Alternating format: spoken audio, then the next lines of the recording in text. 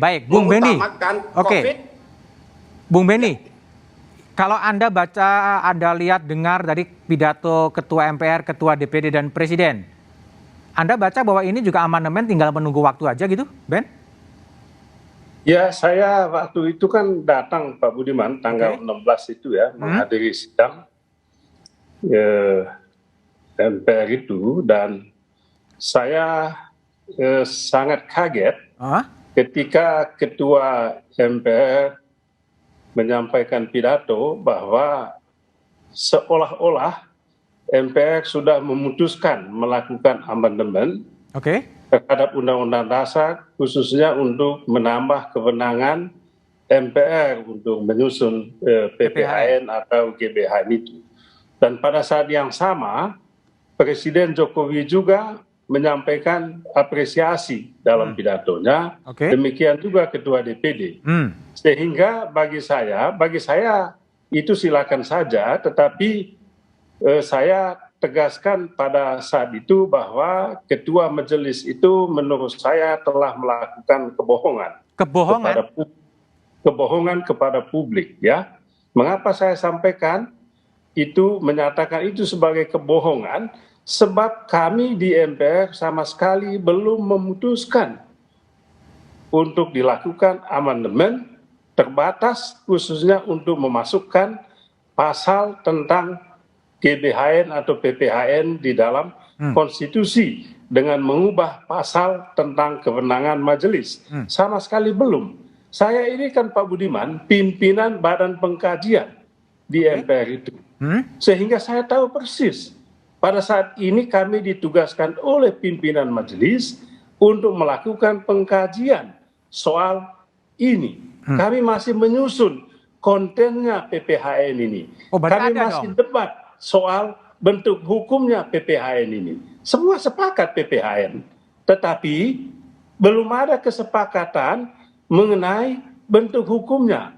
Kami misalnya dan beberapa partai politik menghendaki PPHN itu cukup diatur di dalam undang-undang, tidak usah di dalam konstitusi dengan mengubah kewenangan majelis. Mengapa? Kalau nanti kewenangan majelis kita ubah dan dicantumkan dalam konstitusi dengan membuat amandemen, maka akan banyak sekali pasal yang ikut berubah. Dan ini sangat berbahaya. Nah, itu yang pertama. Yang kedua, saya punya kecurigaan yang sangat kuat. Tujuan amandemen ini sebetulnya bukan semata-mata soal PPHN, tapi ada agenda lain. Apa itu? Di luar. Ya, agenda itu ada kepentingan politik untuk menambah kekuasaan. Menambah kekuasaan? Untuk menambah masa jabatan kekuasaan. Menambah masa jabatan?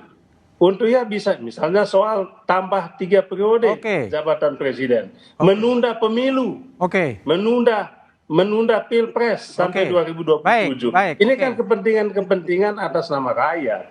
Baik. Sebetulnya atas nama ini saya akan konfirmasi kepada Sekjen Nasdem yang nggak ada dibicarakan kok. Ya, Pak Budiman, dalam demokrasi kita membutuhkan kejujuran. Kejujuran pemimpinnya. Jangan lain di mulut, lain tindakan. Yang kita pegang itu apa? Omongankah atau tindakan? Ini yang paling penting bagi saya, berkaitan dengan apa yang tadi Pak Budiman tanyakan. Apakah ada kejujuran pemerintah? Apakah ada kejujuran presiden? Kita akan lihat. Menurut saya bukan cerita, bukan bau yang tidak jelas asal usulnya di Senayan pada saat ini, bahwa bau ya tentang perubahan konstitusi untuk kepentingan menambah kekuasaan, dalam hal ini menunda pemilu presiden dan juga otomatis nanti menunda pileg, dan isu tentang menambah jabatan presiden 3 periode itu sudah menjadi bau yang semerbak Baunya tuh gimana baru kok bau? di Ini kan Senayan fakta ini. politik kok bau. Bau gimana maksudnya, Ben? Itu sudah jelas. Jadi tidak usah ditanyakan lagi apa ada atau tidak. Itu bukan halusinasi. Lo bau tuh Ya, gimana? Bau jadi fakta politik hanya itu. bungkusnya tadi yang tadi saya bilang ketua majelis saja Hah? belum apa-apa masih kita bahas di badan pengkajian sudah umumkan resmi. Datang lagi ke presiden. Coba bayangkan, itu yang saya bilang ketua majelis ini menyesatkan Bapak Presiden. Ini kan berbahaya mengelola negara begini. Belum ada proses pembahasan dan keputusan di majelis, sudah diumumkan, sudah disampaikan kepada Bapak Presiden. Silakannya Bapak Presiden lagi, Bapak Joni, Bapak Presiden lagi percaya sehingga dia menyampaikan itu di dalam pidato resminya. Ini kan berbahaya sekali. Sehingga seolah itu yang tadi saya katakan, perlulah kejujuran ini. Pemimpin-pemimpin perlulah kejujuran di dalam politik. Kejujuran terhadap rakyat ini penting. Jangan lain di ini. Lain kata. Oke, baik, Bung. Gimana, Ben? Ya, betul sekali, Bung. Jadi bagi kami sebetulnya bukan soal apakah undang-undang dasar nggak boleh diubah atau tidak ya.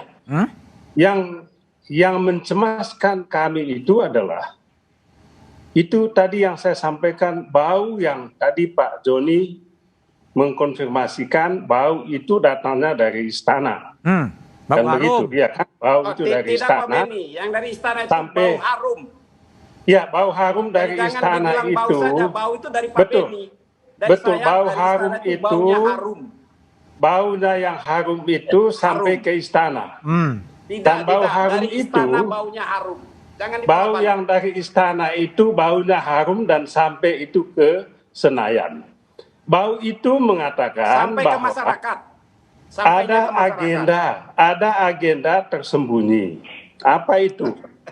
Agenda tersembunyi itu adalah kelompok di sekeliling Bapak Jokowi ini ingin sekali Bapak Jokowi 3 periode masa jabatan untuk kepentingan kelompoknya.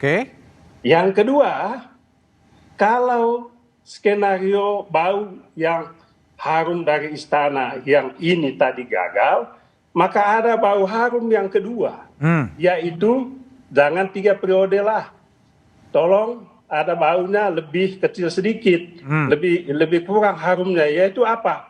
Tunda pemilu. Masa jabatan Presiden Jokowi diperpanjang sampai 2027. Tetapi ada janji yang menyenangkan, yaitu bahwa bukan hanya Bapak Jokowi yang diperpanjang, tetapi anggota Dewan, DPR dan DPD juga diperpanjang. Diperpanjang juga. Semua teman ini, kalau begitu, setuju ya? Pak Budiman tadi bilang, apa alasan untuk menolak? Apa alasan untuk menolak? Tapi kami kan ini kan bukan soal kepentingan pribadi. Kalau itu yang terjadi, jelas ini merusak konstitusi dan merusak demokrasi. Inilah yang kami tolak. Jangan sampai bau ini menjadi sebuah kekuatan yang tidak bisa dicegah lagi. Maka saya bilang tadi, kita butuh kejujuran pemimpin, kejujuran kepada rakyatnya. Satunya kata dan satunya perbuatan. Baik. Itu yang paling penting. Baik. Jangan lain di mulut, lain besok lagi seperti yang tadi Mas Burhanuddin sampaikan.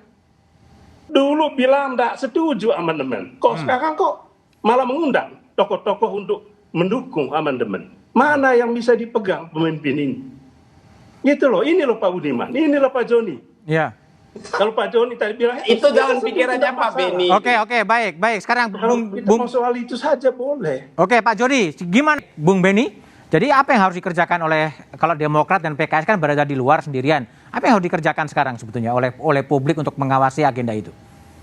Ya, kami hanya tidak jemu-jemunya mengingatkan publik